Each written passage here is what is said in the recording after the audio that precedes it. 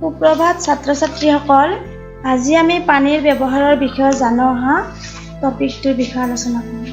পানী হ'ল প্ৰাণীৰ প্ৰাণ। পানীৰ অবিহনে কোনো জীৱ-জন্তু, উদ্ভিদ, চৰাই-চিৰিকটি আদি জীয়াই থাকিব নোৱাৰে। সেয়েহে আমি পানী অপচয় কৰা অনুচিত। তলত পানীৰ ব্যৱহাৰৰ বিষয়ে উল্লেখ কৰা হ'ল।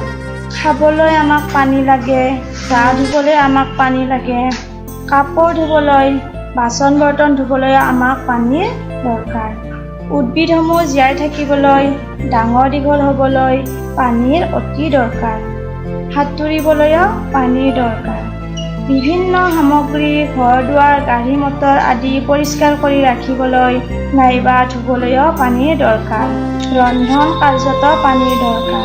উপৰোক্ত আলোচনাৰ পৰা আমি বুজিব পাৰোঁ যে ৰাতিপুৱা শুই উঠাৰ পৰা ৰাতি শুবলৈ যোৱালৈকে পানীৰ দৰকাৰ। বৰ্তমান বহুতো অঞ্চলত পানীৰ নাটনিয়ে দেখা দিছে। সেয়ে আমি পানী যিমান পৰিমাণে যি কাৰ্যৰে বাবে দৰকাৰ সেইখিনিহে খৰচ কৰিব লাগে।